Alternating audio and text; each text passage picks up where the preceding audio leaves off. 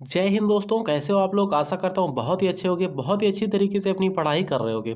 CISF fireman भर्ती जो आई थी 1130 पोस्ट की दोस्तों, इसके लिए बहुत ही इंपॉर्टेंट क्लास चलाई जा रही है। जीके जीएस के 50 बहुत ही महत्वपूर्ण प्रश्नों की क्लास ये सीरीज है, डेली सीरीज ये चल रही है। ठीक है दोस्तों, तो इसको जरूर आप सभी लोग लीजिएगा। पेपर में बहुत ज़्यादा आप सभी को इससे हेल्प मिलेगी और क्वेश्चन सेम टू सेम आप सभी को एग्जाम हॉल में देखने को मिलने वाले हैं। ठीक है, ITBP tradesman, BSF SCM 1526 post, AOC tradesman 723 post, या फिर और भी कोई भी अदर एग्जाम की तैयारी आप लोग कर रहे हो, एसएससी जीडी, तो उसके लिए भी बहुत ही महत्वपूर्ण क्लास रहने वाली है। ठीक है, तो ये लास्ट का है, एसएससी जीडी का है। ठीक है दोस्तों, एसएससी जीडी में लास्ट में आपसे लोग तैयारी और भी अच्छी करना चाहते हो, क्योंकि सभी बच्चों के रीजनिंग तो ठीक ठाक कर लेते हैं, मैथ ठीक ठाक कर लेते हैं, हिंदी ठीक ठाक कर लेते हैं, जीएस में ही सबसे कम स्कोर बनता है। तो जीएस को डेली रेगुलर आपसे लोग यहाँ से कर लीजिएगा। ठीक है, तो बहुत ज़्यादा हेल्प आप सभी को मिलने वाली। पार्ट 2 है ये। ठीक है, सेकेंड वीडियो है ये। इससे पहला फर्स्ट वीडियो आप सभी को कल मिल गया था। पीडीएफ टेलीग्राम पर मिल जाती है, 24 घंटे पे मिल जाती है। कल वाली वीडियो पर भी नहीं डली है, अभी मिल जाएगी। ठीक है, तो दोस्तों जीके जीएस का है। चलिए देखिएगा, जो बच्चे चैनल पे नए हैं चैनल को सब्सक्राइब कर लीजिएगा, वीडियो को शेयर किया करो, थोड़ा सपोर्ट करोगे तो आप सभी लोग रेगुलर इन सभी एग्जाम की क्लासेस आप सभी को मिलती रहेंगी। आईटीबीपी ट्रेड्समैन का जो मैथ का क्वेश्चन है, बहुत बच्चे बोल रहे हैं कि मैथ करा दीजिए सर, तो मैथ भी कराएंगे, रीजनिंग भी कराएंगे, हिंदी भी कराएंगे। ठीक है दोस्तों, तो बस आप से लोग बने रहिएगा। चलिए स्टार्ट करते हैं। पहला क्वेश्चन देखिए क्या बना है। कुल प्रश्नों में से कितने प्रश्न आप सभी लोग सही कर पाते हो। टेस्ट टाइप का एक तरीके का लगाया करो। ठीक है, उसमें बताना है आप सभी को कितने प्रश्न आप सभी लोगों ने सही किए 50 प्रश्नों में से। तो देखिए दोस्तों, यहाँ पर पहला प्रश्न क्या बना है, अच्छा प्रश्न है, देखिए ध्यान से। निम्नलिखित पूर्व थल सेनाध्यक्षों में से प्रथम फील्ड मार्शल कौन बने। दोस्तों, पूर्व थल सेनाध्यक्षों में से प्रथम फील्ड मार्शल कौन बने बताना है। फर्स्ट क्वेश्चन का करेक्ट आंसर क्या हो जाएगा। General K M Cariappa, general K S Thimayya, general A S Vaidya, या फिर general S H F J Manekshaw. तो दोस्तों पहले क्वेश्चन का करेक्ट है इसका ऑप्शन नंबर डी वाला। ठीक है, general S H F J Manekshaw, याद रखिएगा। तो क्या क्वेश्चन क्या है, पूर्व थल सेनाध्यक्षों में से प्रथम फील्ड मार्शल कौन थे। प्रथम फील्ड मार्शल कौन थे, फील्ड मार्शल थे मानेकशा। अगला प्रश्न देखिए ध्यान से। मल्लिका साराभाई निम्नलिखित में से किसके साथ जुड़ी हुई हैं। दोस्तों, मल्लिका साराभाई किसके साथ जुड़ी हुई हैं बताइएगा। दूसरे प्रश्न का करेक्ट आंसर क्या हो जाएगा इसका। शास्त्रीय संगीत, शास्त्रीय नृत्य, समाज सेवा, पर्यावरण रक्षा। दूसरे प्रश्न का करेक्ट आंसर है ऑप्शन नंबर बी वाला, शास्त्रीय नृत्य से जुड़ी हुई है मल्लिका साराभाई, याद रखिएगा। अगला प्रश्न देखिए ध्यान से।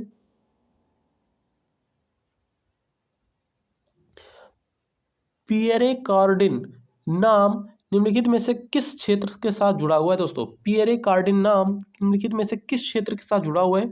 तीसरे प्रश्न का करेक्ट आंसर इसका क्या हो जाएगा। ऑप्शन नंबर क्या है, पॉप संगीत, चित्रकारी, चलचित्र, या फिर फैशन डिजाइनिंग। तो दोस्तों पियरे कार्डिन नाम किस क्षेत्र से जुड़ा हुआ है, फैशन डिजाइनिंग के साथ जुड़ा हुआ है। इसका बी करेक्ट है, याद रखिए। अगला प्रश्न देखिए ध्यान से। देखिए दोस्तों, चौथा प्रश्न क्या बनना है, अच्छा प्रश्न है। संसद के दो क्रमिक अधिवेशनों के बीच अधिकतम कितने समय का अंतराल की अनुमति है। दोस्तों, संसद के दो लगातार यानी क्रमिक दो लगातार अधिवेशनों के बीच अधिकतम कितने समय के अंतराल की अनुमति है। 4 माह, 6 माह, 8 माह, 9 माह। चौथे प्रश्न का करेक्ट है ऑप्शन नंबर बी वाला, 6 माह। ठीक दोस्तों, अधिकतम 6 माह का अंतराल होना आवश्यक है, याद रखिएगा। अगला प्रश्न देखिएगा। राग मियाँ की मल्हार का रचयिता किसे माना जाता है। दोस्तों, राग मियाँ की मल्हार का रचयिता किसे माना जाता है बताइएगा। तानसेन, बैजू बावरा, अमीर खुसरो, या फिर स्वामी हरिदास। 100 यानी पांचवें प्रश्न का करेक्ट है ऑप्शन नंबर ए वाला, राग मियाँ की मल्हार के रचयिता कौन है, तानसेन है, याद रखिएगा। अगला प्रश्न देखिएगा। भारत का पहला इंजीनियरिंग कॉलेज कहाँ स्थित है। दोस्तों, भारत का पहला इंजीनियरिंग कॉलेज कहाँ स्थित है, मुंबई, रुड़की, वाराणसी, कोलकाता। तो बताइएगा इसका करेक्ट आंसर क्या हो जाएगा। भारत का पहला इंजीनियरिंग कॉलेज कहाँ है। छठवें प्रश्न का करेक्ट है ऑप्शन नंबर बी वाला, रुड़की में है, याद रखिएगा। ठीक है, अगला प्रश्न देखिए ध्यान से। केंद्र शासित प्रदेशों का प्रशासक कौन होता है। दोस्तों, केंद्र शासित प्रदेशों का प्रशासक कौन होता है बताइएगा। उपराज्यपाल, राज्यपाल, मुख्यमंत्री, इनमें से कोई नहीं। केंद्र शासित प्रदेशों का प्रशासक कौन होता है। सातवें प्रश्न का करेक्ट है ऑप्शन नंबर ए वाला, उपराज्यपाल होता है, याद रखेंगे। हरिप्रसाद चौरसिया का संबंध किस संगीत वाद्य यंत्र से है दोस्तों? वाद्य से। बांसुरी, सरोद, सितार, वीणा। 8वें प्रश्न का करेक्ट है ऑप्शन नंबर ए वाला, बांसुरी से है, याद रखेंगे। ठीक है, हरिप्रसाद चौरसिया का संबंध बांसुरी से है, याद रखिएगा। इनका जन्म दोस्तों कहाँ हुआ था, आप लोग कमेंट करके बताइएगा। इनका जन्म दोस्तों प्रयागराज में हुआ था। ठीक है, याद रखिए। अगला प्रश्न देखिएगा, उत्तर प्रदेश। भारत के राष्ट्रीय ध्वज में बने अशोक चक्र में तीलियों की संख्या कितनी होती है दोस्तों? भारत के राष्ट्रीय ध्वज में बने अशोक चक्र में तीलियों की संख्या कितनी होती है? 24, 32, 20, 16। 9वें प्रश्न का करेक्ट है इसका ऑप्शन नंबर सी वाला, 24 होते हैं, याद रखेंगे। लॉन्ग वॉक टू फ्रीडम पुस्तक के लेखक कौन है दोस्तों? लॉन्ग वॉक टू फ्रीडम पुस्तक के लेखक कौन है? 10वां प्रश्न बताइएगा। नेल्सन मंडेला, लुई फिशर, ओंग सांग सू क्यी या माओ से तुंग?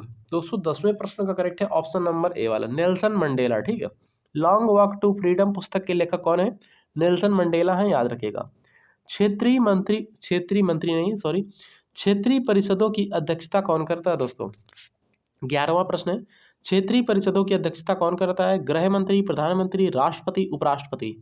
11वें प्रश्न का करेक्ट है इसका ऑप्शन नंबर ए वाला, गृह मंत्री करते हैं, याद रखिएगा। ठीक है, क्षेत्रीय परिषदों की अध्यक्षता कौन करता है? गृह मंत्री करते हैं, याद रखिएगा। निम्नलिखित में से किसको डेजर्ट फॉक्स कहा जाता है दोस्तों? निम्नलिखित में से किसको डेजर्ट फॉक्स कहा जाता है, बताइएगा आप लोग। Lord Wavell, General Eisenhower, General Rommel या फिर जनरल मैकआर्थर? 12वें प्रश्न का करेक्ट आंसर क्या है इसका बताइएगा। 12वें प्रश्न का करेक्ट ऑप्शन नंबर सी वाला, जनरल रोमेल को कहते हैं डेजर्ट फॉक्स। ठीक है, याद रखिए। अगला प्रश्न देखिएगा, किस लोकसभा का कार्यकाल बढ़ाया गया था दोस्तों?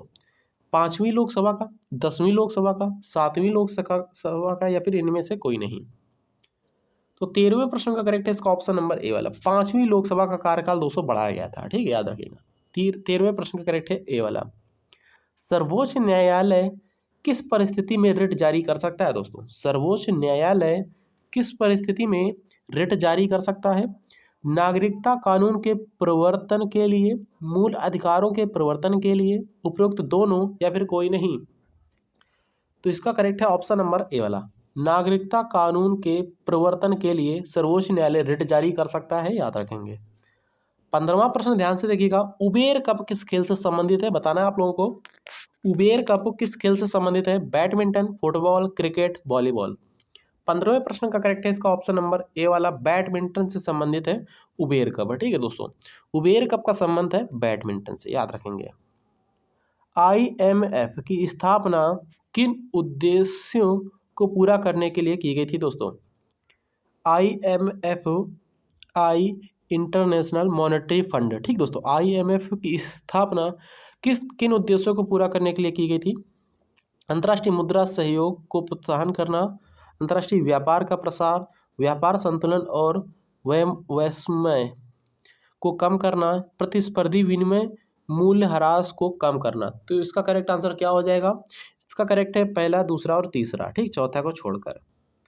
अंतर्राष्ट्रीय मुद्रा सहयोग को प्रोत्साहन करना, अंतर्राष्ट्रीय व्यापार का प्रसार, व्यापार संतुलन में वैषम्य को कम करना, यही होता है IMF का स्थापना करने का मतलब कि मुख्य उद्देश्य यही था। ठीक है दोस्तों, इंटरनेशनल मॉनेटरी फंड।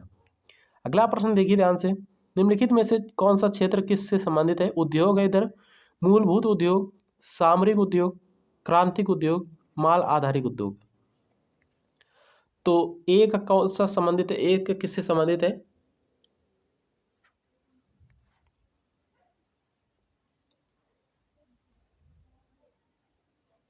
एक का 2 से संबंधित है। ठीक दोस्तों, मूलभूत उद्योग पेट्रोलियम से संबंधित है।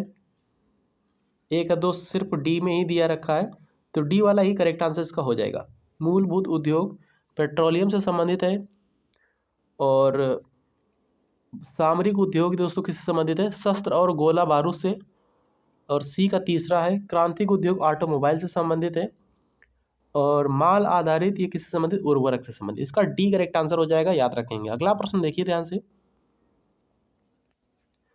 भारत में सिंचाई की सबसे लंबी नहर क्या नाम है दोस्तों? भारत में सिंचाई की सबसे लंबी नहर का क्या नाम है, बताइएगा। सिंचाई की सबसे लंबी नहर कौन सी? सरहिंद नहर, यमुना नहर, इंदिरा गांधी नहर, अपर बारी दोआब नहर। तो 18वें प्रश्न का करेक्ट है इसका ऑप्शन नंबर सी वाला, इंदिरा गांधी नहर है। ठीक दोस्तों, भारत में सिंचाई की सबसे लंबी नहर है इंदिरा गांधी नहर, याद रखिएगा। आप लोग कमेंट करके बताइएगा इंदिरा गांधी नहर कौन से राज्य में है। ठीक है, मुख्यतः कौन से राज्य में बहती है। द्वंद्व न्याय शब्द किसका संकेत है दोस्तों? सैद्धांतिक संघर्ष, विरोधियों का एकीकरण, तर्क वितर्क तथा चर्चाओं के बाद सत्य का पता लगाना, या फिर भौतिकवादी निर्णय। 19वें प्रश्न का करेक्ट है इसका ऑप्शन नंबर ए वाला, सैद्धांतिक संघर्ष। द्वंद्व न्याय शब्द का संकेत करता है, किसका करता है? सैद्धांतिक संघर्ष का करता है। ईडन गार्डन किस खेल से के लिए प्रसिद्ध है दोस्तों? ईडन गार्डन किस खेल के लिए प्रसिद्ध है बताइएगा। 20वां प्रश्न, क्रिकेट, फुटबॉल, हॉकी, वॉलीबॉल। 20वें प्रश्न का करेक्ट है इसका ऑप्शन नंबर ए वाला, क्रिकेट से संबंधित है। ईडन गार्डन किससे संबंधित है? क्रिकेट से संबंधित है, याद रखिएगा। लोकसभा का चुनाव लड़ने वाले प्रत्याशी के लिए निर्धारित न्यूनतम आयु क्या है दोस्तों? लोकसभा का चुनाव लड़ने वाले प्रत्याशी के लिए निर्धारित न्यूनतम आयु क्या है? 18 वर्ष, 21 वर्ष, 25 वर्ष, 30 वर्ष।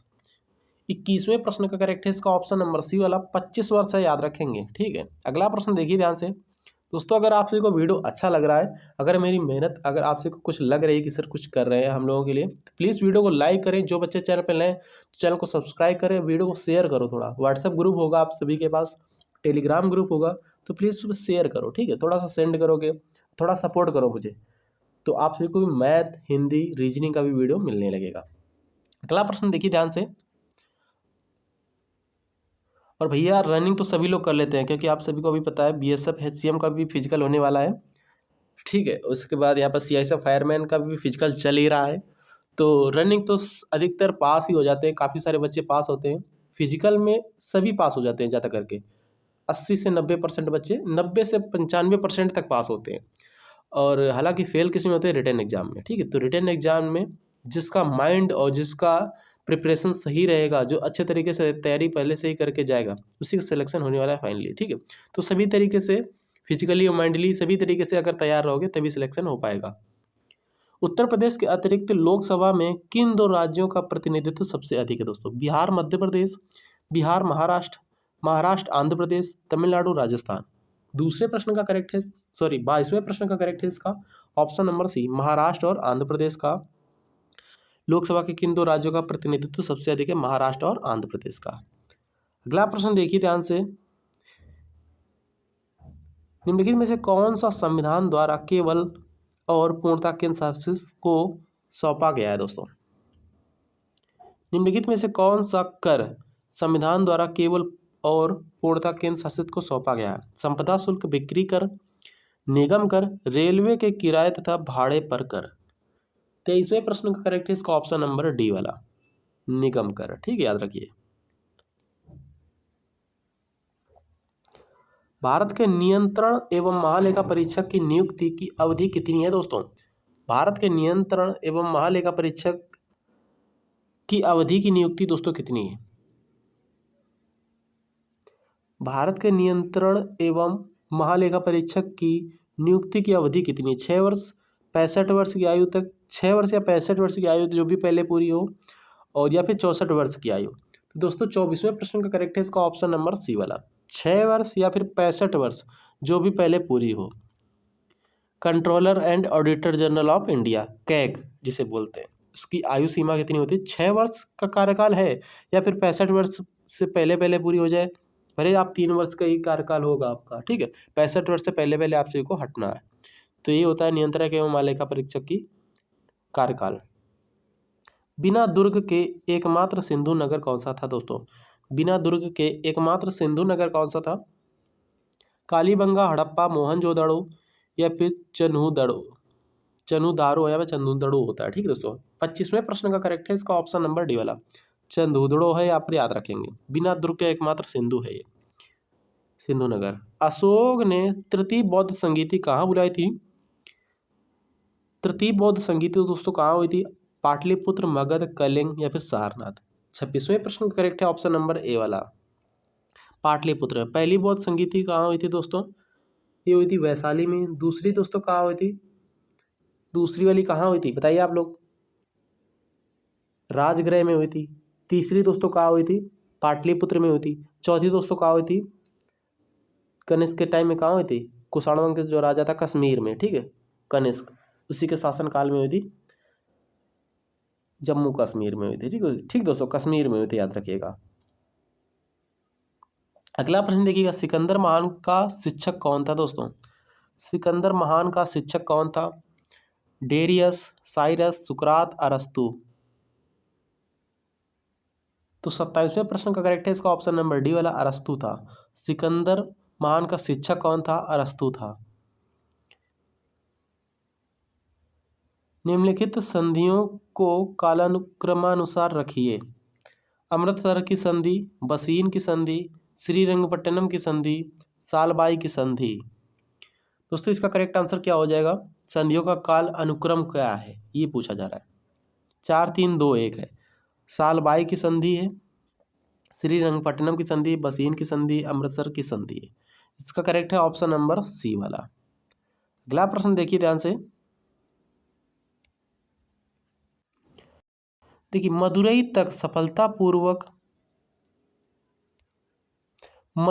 सफलतापूर्वक बढ़ने वाला दिल्ली का जनरल कौन था दोस्तों। खिज्र खां, मोहम्मद गौरी, मलिक काफूर, या फिर आपका मोहम्मद बिन तुगलक। तो 29वें प्रश्न का करेक्ट है इसका ऑप्शन नंबर सी वाला, मलिक काफूर था वह। ठीक दोस्तों, मदुरई तक सफलतापूर्वक बढ़ने वाला दिल्ली का जनरल कौन था, मलिक काफूर था। अलाउद्दीन खिलजी ने इसको 1000 दिनारी में खरीदा था, याद रखिएगा। अलाउद्दीन खिलजी का एक गुलाम था। निम्नलिखित में से कौन सी साहित्यिक रचना शास्त्रीय संस्कृत साहित्य से संबंधित है दोस्तों, धम्मपद, वेद, मेघदूतम, या फिर दीर्घ निकाय। तो 30वें प्रश्न का करेक्ट है इसका ऑप्शन नंबर सी वाला। दोस्तों ये 101 से 150 तक है, यानी कि 50 क्वेश्चन है टोटल। ठीक है, रेडियो तरंगों का परावर्तन करने वाली वायुमंडलीय परत को क्या कहते हैं दोस्तों। रेडियो तरंगों का परावर्तन करने वाली वायुमंडलीय परत को क्या कहते हैं बताइएगा। ओजोन मंडल, आयन मंडल, समताप मंडल, मध्य मंडल। तो 31वें प्रश्न का करेक्ट है इसका ऑप्शन नंबर बी वाला, आयन मंडल कहते हैं, याद रखिएगा।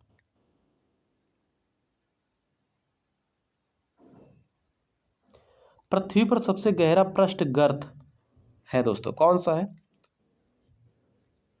पृथ्वी पर सबसे गहरा गर्त यानी गहरा पृष्ठ गर्त कौन सा है, कुरील खाई, मारियाना खाई, टोंगा कर माडे खाई, या फिर बेंटले अधोहिमानी खाई। 32वें प्रश्न का करेक्ट है इसका ऑप्शन नंबर बी वाला, मारियाना खाई है दोस्तों। ठीक है, सबसे गहरा गर्त है, सबसे गहरी खाई।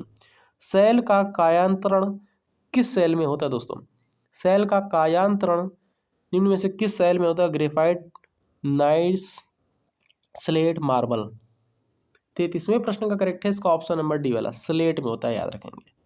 एक धातु कुछ समय तक खुली हवा में पड़ी रही, उस पर हरे कार्बोनेट की परत बन गई, वह धातु क्या है दोस्तों, सिल्वर, या फिर जिंक, या फिर कॉपर, या फिर एल्यूमिनियम। तो दोस्तों वह धातु कौन सी है, हरे रंग की परत जिस पे बन गई है, वो है आपकी कॉपर। ठीक है दोस्तों, कॉपर है, याद रखेंगे। इसका करेक्ट आंसर है ऑप्शन नंबर बी वाला। उष्ण मरुस्थल प्राय कहाँ पाए जाते हैं दोस्तों, उष्ण मरुस्थल प्राय कहाँ पाए जाते हैं बताइएगा आप लोग। कर्क रेखा और मकर रेखा के पूर्वी उपांतों पर, कर्क रेखा और मकर रेखा के पश्चिमी उपांतों पर, विषुवत रेखा के निकट, महाद्वीपों के मध्य। 35वें प्रश्न का करेक्ट है ऑप्शन नंबर बी वाला, कर्क रेखा और मकर रेखा के पश्चिमी उपांतों पर। ठीक, याद रखिएगा। अगला प्रश्न देखिएगा,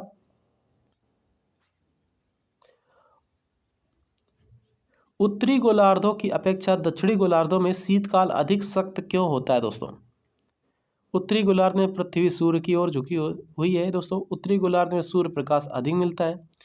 दक्षिणी गोलार्ध में प्लावी हिमशैल की सक्रियता अधिक है, दक्षिणी गोलार्ध में आबादी कम है। दोस्तों 36वें प्रश्न का इसका करेक्ट आंसर है ऑप्शन नंबर बी वाला, उत्तरी गोलार्ध में सूर्य का प्रकाश अधिक मिलता है, इसी वजह से उत्तरी गोलार्ध की अपेक्षा दक्षिणी गोलार्ध शीतकाल सख्त है, ठीक, यानी अधिक है। अगला प्रश्न देखिएगा, निम्नलिखित में से किसका सह संबंध रक्तचाप से है दोस्तों, किसका सह संबंध रक्तचाप से? यकृत, वृषण, अधिवृक्क, अग्नाशय। 37वें प्रश्न का करेक्ट है इसका ऑप्शन नंबर डी वाला, अधिवृक्क से। ठीक दोस्तों, अगला प्रश्न देखिए ध्यान से। 38वां प्रश्न, स्तनपायी जीवों की त्वचा में पाई जाने वाली कौन सी संरचना शरीर को गर्म रखने में प्रत्यक्ष रूप से मदद करती है? वर्णकित कोशिकाएं, श्वेत ग्रंथियां, लसिका वाहिनियां या फिर रुधिर कोशिकाएं। 38वें प्रश्न का करेक्ट है इसका ऑप्शन नंबर सी वाला, लसिका वाहिनियां। ठीक है, याद रखेंगे, सी करेक्ट आंसर हो जाएगा।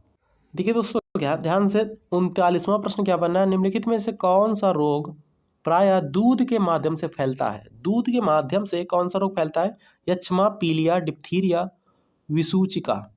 39वें प्रश्न का करेक्ट है इसका ऑप्शन नंबर ए वाला, यक्ष्मा।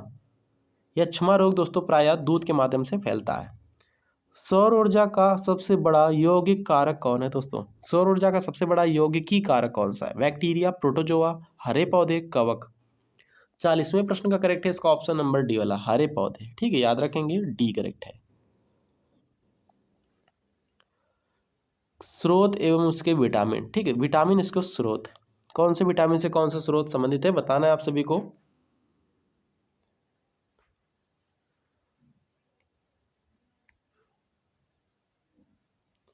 तो सबसे पहले यहाँ पर आ जाएगा हरी पत्तेदार सब्जियां, विटामिन ए ही होता है इसका। ठीक, हरी पत्तेदार सब्जियां विटामिन ए ही होता है। कच्ची पत्ता गोभी विटामिन B1 है। मधकार खमीर विटामिन यहाँ पर सी है। गेहूं अंकुर विटामिन यहाँ पर डी है। ठीक दोस्तों, याद रखेंगे। तो ABCD सीरियल वाइज है, option number A he correct है, याद रखेंगे इसको। अगला प्रश्न देखिए ध्यान से, उत्तक संवर्धन का सही वर्णन कौन सा है दोस्तों? उत्तक संवर्धन का सही वर्णन कौन सा है? वनों तथा बागानों का संरक्षण, उद्यान कृषि की फसलों का विकास और प्रसार, पशु उत्तक का कृत्रिम माध्यम में संवर्धन करने का विज्ञान, वन्य जीवों की रक्षा। 42वें प्रश्न का करेक्ट है इसका ऑप्शन नंबर बी वाला, उद्यान कृषि की फसलों का विकास और प्रसार। अगला प्रश्न देखिए ध्यान से, क्रायोजोनिक किससे संबंधित विज्ञान है दोस्तों? उच्च तापमान, निम्न तापमान, घर्षण और टूट फूट, क्रिस्टलों की वृद्धि। 43वें प्रश्न का करेक्ट है इसका ऑप्शन नंबर बी वाला, निम्न तापमान से संबंधित है। क्रायोजेनिक किससे संबंधित है? निम्न तापमान से। द्रव्यमान ऊर्जा संबंध किसका निष्कर्ष है दोस्तों? द्रव्यमान ऊर्जा संबंध किसका निष्कर्ष है बताइएगा। क्वांटम सिद्धांत, सापेक्षिता का सामान्य सिद्धांत, ऊर्जा का क्षेत्र सिद्धांत, सापेक्षिता का विशिष्ट सिद्धांत। 44वें प्रश्न का करेक्ट है इसका ऑप्शन नंबर बी वाला, सापेक्षिता का सामान्य सिद्धांत। अगला प्रश्न देखिए 45वां प्रश्न, अति लघु समय अंतरालों को सही मापने के लिए किसका प्रयोग किया जाता है दोस्तों? अति लघु समय अंतरालों को सही मापने के लिए किसका प्रयोग किया जाता है? पुल्सर, क्वार्ट्ज घड़ियां, श्वेत वामन, परमाणु घड़ियां। 45वें प्रश्न का करेक्ट है ऑप्शन नंबर ए वाला, पुल्सर। ठीक, याद रखेंगे। अगला प्रश्न देखिए ध्यान से, टार्च लाइट, इलेक्ट्रॉनिक सेवर आदि जैसे उपकरणों में आमतौर पर प्रयुक्त चार्जेबल बैटरियों में इलेक्ट्रोडों का काम आमतौर पर सामग्रियों में से कौन सा जोड़ा करता है दोस्तों? आयरन और कैडमियम, निकेल और कैडमियम, लेड पैराक्साइड और लेड, जिंक और कार्बन। 46वें प्रश्न का करेक्ट है लेड और कैडमियम। ठीक है, बी करेक्ट है। अगला प्रश्न देखिए ध्यान से, कपड़ों और बर्तनों को साफ करने के लिए प्रयुक्त डिटर्जेंट में होता है दोस्तों?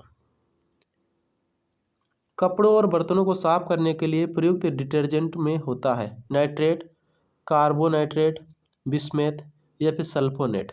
47वें प्रश्न का करेक्ट है इसका ऑप्शन नंबर सी वाला, सल्फोनेट, याद रखेंगे। अगला प्रश्न देखिए ध्यान से,